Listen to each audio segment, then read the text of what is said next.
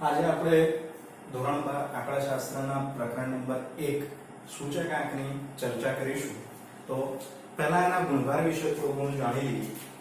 તો પ્રકરણ નંબર 1 સૂચકાંક બોર્ડની પરીક્ષામાં ટોટલ 12 માર્કનું ચેપ્ટર પૂછાય છે, બરાબર, જેની અંદર સેક્શન A 1 માર્ક એટલે કે વિકલ્પ, 1 માર્કનો ક્વેશ્ચન એને 1 માર્ક, પછી સેક્શન C માં 2 માર્કનો ક્વેશ્ચન છે, સેક્શન D માં 3 માર્કનો અને F જે સેક્શન 5 માર્કનો સેક્શન એટલે કે 5 માર્કનો દાખલો એની અંદર પૂછવામાં આવે છે.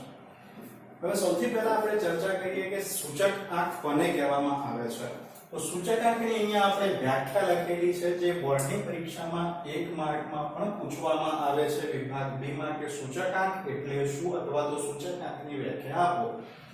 તો વ્યાખ્યા એવી છે કે કોઈ પણ વસ્તુ સાથે સંકળાયેલ, શું કીધું છે, કોઈ પણ વસ્તુ સાથે સંકળાયેલ ચલ રાશિ એટલે શું કહેવાય, વજન હોય, તાપમાન હોય, ઊંચાઈ હોય, ભાવ હોય, xyz કોઈ પણ ચલ રાશિ હોય એની ચાલુ સમયની એટલે કે આપેલ સમયની કિંમતમાં કોઈ ચોક્કસ સમયની તેની કિંમતના સાપેક્ષમાં થતો ટકાવારી ફેરફાર એટલે એને કહેવામાં આવે છે સૂચકાંક. તો મિત્રો અહીંયા આપણને શું કહેવામાં આવેલું છે કે કોઈ પણ વસ્તુ તમે લો છો એની એક ચલ રાશિ એટલે કે કોઈ પણ તમે જુઓ તો વજન, તાપમાન, ઊંચાઈ કે ભાવ કોઈ પણ વસ્તુ તમને આપેલી હોય એના જે ચલ રાશિ છે એની ચાલુ સમયની કિંમતને આધાર વર્ષની એટલે કે ભૂતકાળની કોઈ કિંમત સાથે જ્યારે સરખાવવામાં આવે અને એનો જે સાપેક્ષ ટકાવારી ફેરફાર મળે છે એને શું કહેવામાં આવે છે, સૂચકાંક. બરાબર. હવે આ જે સૂચકાંક છે એ બે ભિન્ન ચલ રાશિની કિંમતોમાં ફેરફાર માપવા માટેની તમને ટોટલ 2 રીતો આપેલી છે. 2 રીતમાં આપણે જોઈએ તો એક તો નિરપેક્ષ રીત આપી છે, બીજી આપેલી છે સાપેક્ષ રીત. નિરપેક્ષ રીતને ટૂંકમાં કહેવાય તફાવતની રીત અને સાપેક્ષ રીતને કહેવાય ગુણોત્તરની રીત. સૂચકાંકને I વડે દર્શાવવામાં આવે છે, કેપિટલ I વડે દર્શાવાય એટલે એનું એક સૂત્ર સામાન્ય રીતે તમને આપેલું છે કે સૂચકાંકનું સૂત્ર કયું થાય તો I બરાબર P1 ભાગ્યા P0 ગુણ્યા 100. આ P એટલે આપણે ભાવ માટે લખેલું છે એટલે કે ભાવનો સૂચકાંક આપણને કીધો હોય તો ચાલુ વર્ષનો ભાવ ભાગ્યા આધાર વર્ષનો ભાવ ગુણ્યા 100. હવે આપેલું છે તમને સામાન્ય સૂચકાંક. શું આપેલું છે, સામાન્ય સૂચકાંક. હવે સામાન્ય સૂચકાંકની વ્યાખ્યા અને સૂચકાંકની વ્યાખ્યા બંને સેમ છે, પણ એની અંદર જ્યારે આની અંદર સૂચકાંકની જે વ્યાખ્યા છે એની અંદર કોઈ એક વસ્તુનો ઉપયોગ કરવામાં આવે, જ્યારે સામાન્ય સૂચકાંકમાં એક કરતા વધુ વસ્તુઓને ધ્યાનમાં લેવામાં આવે છે.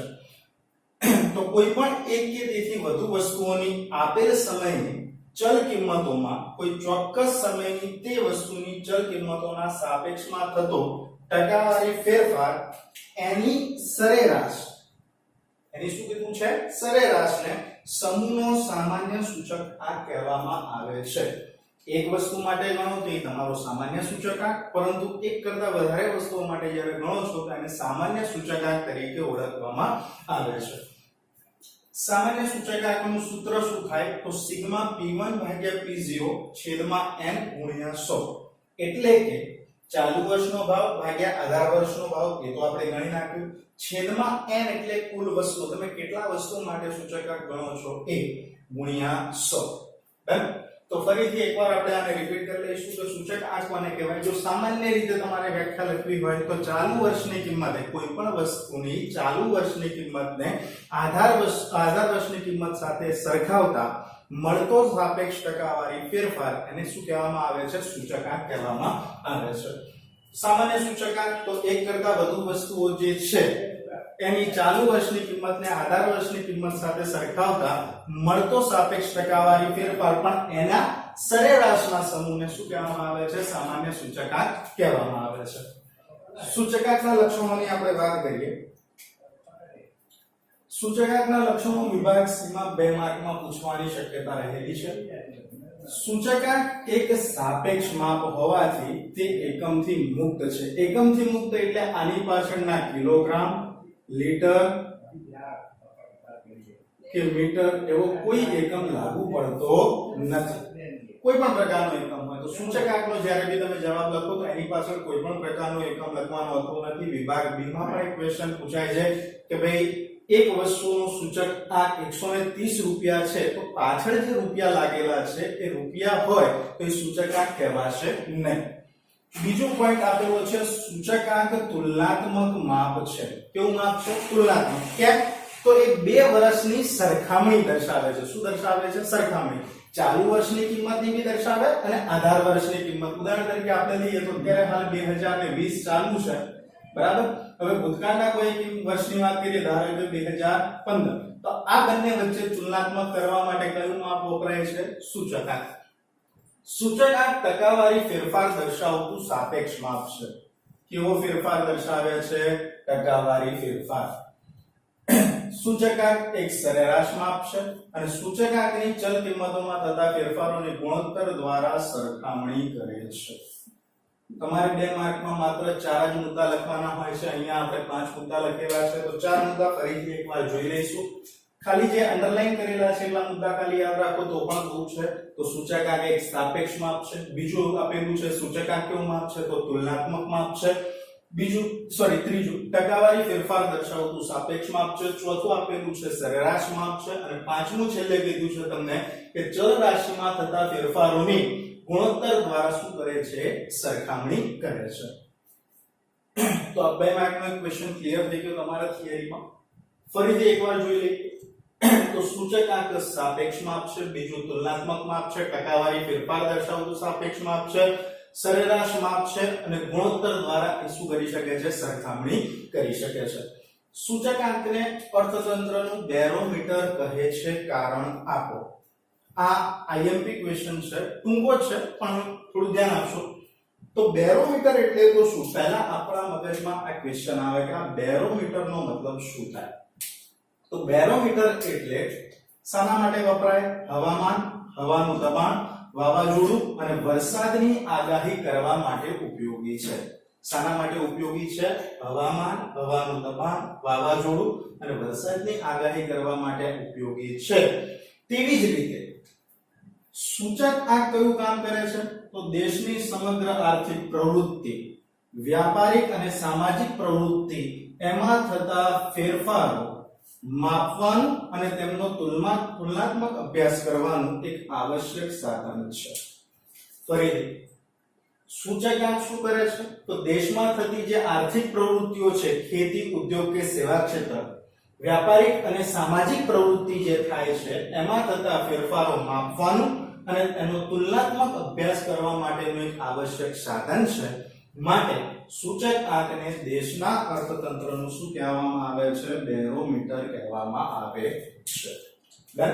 ફરીથી એકવાર તો બેરોમીટર શું કામ કરે છે? હવામાન, હવાનું દબાણ, વાતાવરણ, વાવાઝોડું અને વરસાદની આગાહી કરવા માટે આપણા માટે ઉપયોગી છે. એવી જ રીતે સૂચકાંક જે છે એવું જ કામ કરે છે કે દેશની અંદર ચાલતી જે આર્થિક પ્રવૃત્તિઓ છે, વ્યાપારિક કે સામાજિક પ્રવૃત્તિ છે એમાં થતા જે ફેરફારો છે એને માપવાનું અને એનો તુલનાત્મક અભ્યાસ કરવાનું શું કરે છે? કામ કરે છે. માટે સૂચકાંકને અર્થતંત્રનું શું કહેવામાં આવે છે? બેરોમીટર.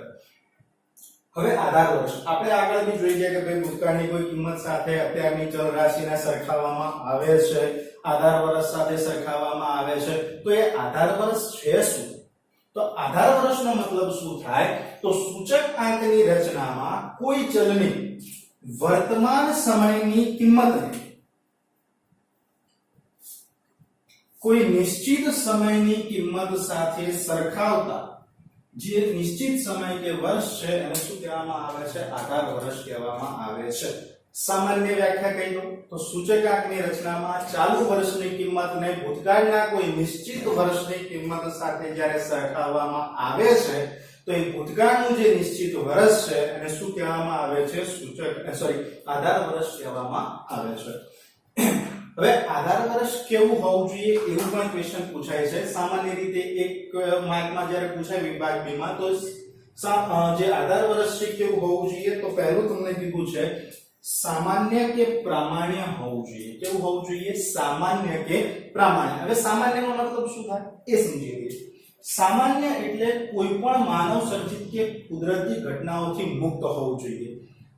માનવ સર્જિત ઘટનાઓની જો આપણે વાત કરીએ તો તોફાનો છે, હડતાલ છે, લૂંટફાટ છે, એવી કોઈ ઘટના એમાં બનેલી ના હોવી જોઈએ. ભૂકંપ આવે છે, સુનામી આવે છે, વાવાઝોડું આવે છે, જેના કારણે કેટલું નુકસાન થાય છે, બરાબર. તો આવી બધી ઘટનાઓથી જે મુક્ત હોય એવા વર્ષ એને કયું વર્ષ કહેવામાં આવે? સામાન્ય વર્ષ. અને એવા જ વર્ષને આધાર વર્ષ તરીકે લેવાનું હોય છે.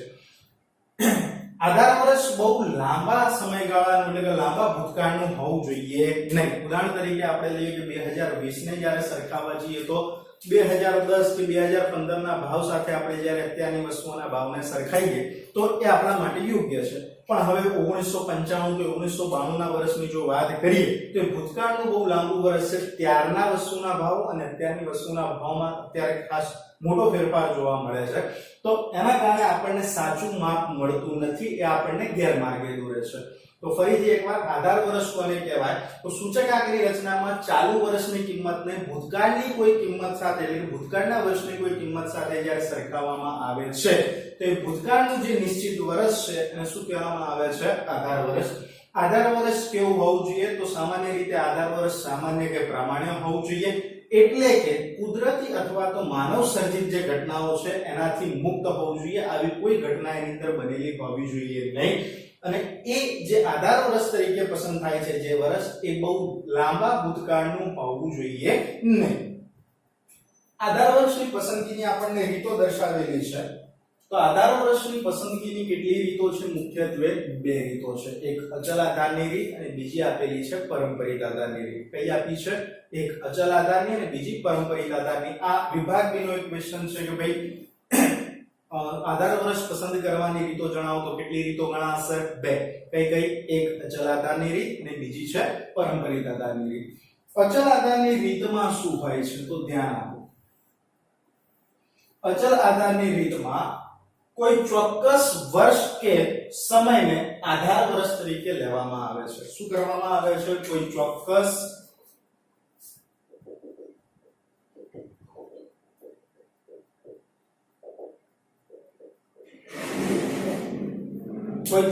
વર્ષ આધાર વર્ષ તરીકે લેવામાં આવે. એટલે કે તમે ધારો કે 2011 થી લઈને 2020 સુધીની માહિતી તમારી પાસે હોય. દાખલામાં તમને એવું કીધું હોય કે 2011 ને આધાર વર્ષ તરીકે ગણવાનું, તો જેટલા બી બાકીના વર્ષ છે 2011 થી 20 સુધીના, એ દરેકની સરખામણી તમારે 2011 સાથે જ કરવાની રહેશે.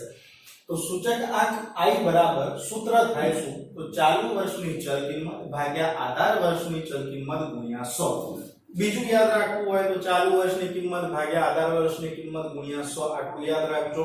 એને સૂત્રની રીતે લખીએ તો I બરાબર P1 ભાગ્યા P0 ગુણ્યા 100. શું થશે? I P1 ભાગ્યા P0 ગુણ્યા 100. ફરીથી તો આધાર વર્ષની રચના માટેની આધાર વર્ષની પસંદગીની કેટલી રીતો છે? બે. એક અચલ આધારની રીત અને બીજી છે પરંપરિત આધારની રીત. અચલ આધારની રીતનું સૂત્ર શું થાય? ચાલુ વર્ષની કિંમત ભાગ્યા આધાર વર્ષની કિંમત ગુણ્યા 100. હા, હવે આ એક મહત્વનો મુદ્દો છે. જો દાખલામાં તમને આધાર વર્ષનો ઉલ્લેખ આપેલો ન હોય, શું આધાર વર્ષનો ઉલ્લેખ આપેલો ન હોય, તો ત્યારે દાખલામાં જે સૌથી જૂનું વર્ષ છે એને તમારે આધાર વર્ષ તરીકે પસંદ કરીને અચલ આધારની રીતે સૂચકાંક ગણવાનો રહેશે. પારંપરિક આધારની રીતની વાત કરીએ તો આ રીતમાં કોઈ એક ચોક્કસ વર્ષ કે સમયને આધાર વર્ષ ગણવામાં આવતું નથી. આ અચલ કરતા થોડું ઊંધું છે કે આમાં કોઈ ચોક્કસ વર્ષને આધાર વર્ષ તરીકે લેવામાં આવતું નથી, પરંતુ પ્રત્યેક વર્ષ માટે તેના તરતના આગળના અથવા તો અગાઉના વર્ષને આધાર વર્ષ તરીકે લેવામાં આવે છે. અચલ આધારમાં શું હતું કે ભાઈ કોઈ એક નિશ્ચિત વર્ષ છે, આધાર વર્ષ તરીકે લેવાનું, એની સાથે ચાલુ વર્ષના બધા ભાવ સરખાઈ દેવાના છે, તો એ આધાર વર્ષ છે. આ જે પરંપરિત છે આની અંદર કોઈ ચોક્કસ વર્ષ કે સમયને આધાર વર્ષ તરીકે લેવાનું હોતું નથી, પરંતુ જે તે વર્ષના અગાઉના વર્ષને આધાર વર્ષ તરીકે લેવામાં આવે છે. આધાર વર્ષ વારંવાર બદલાતું હોવાથી આ રીતને પરંપરિત આધારની રીત તરીકે ઓળખવામાં આવે છે. પરંપરિત એટલે કે વારાફરતી એક પછી એક સતત ચાલ્યા કરે આધાર વર્ષ લેવાનું, માટે એને પરંપરિત આધારની રીત કહેવામાં આવે છે. એના સૂચકાંકની જો સૂચકાંકના સૂત્રની વાત કરીએ કે પરંપરિત આધારે સૂચકાંકનું સૂત્ર શું થાય તો ચાલુ વર્ષની ચલ કિંમત ભાગ્યા અગાઉના વર્ષની. અહીંયા ધ્યાન આપો, અહીંયા જે અચલ આધારની રીત છે એમાં કયું વર્ષ લીધું છે આપણે? આધાર વર્ષ. અહીંયા કયા વર્ષની વાત કરીએ છીએ? અગાઉના વર્ષ. તો અગાઉના વર્ષની કિંમત ગુણ્યા 100. બરાબર. ફરીથી એકવાર જોઈ લઈએ. અચલ આધારની રીત એટલે ચાલુ વર્ષની કિંમત ભાગ્યા આધાર વર્ષની કિંમત ગુણ્યા 100. અને પરંપરિત આધારની રીત હોય તો એની અંદર શું થાય? ચાલુ વર્ષની કિંમત ભાગ્યા અગાઉના વર્ષની કિંમત ગુણ્યા 100. વિદ્યાર્થી મિત્રો, આજના સેક્શનમાં ખાલી આટલું જ. આવતી વખતે બીજા વિડિયો સાથે આપણે હાજર થઈશું.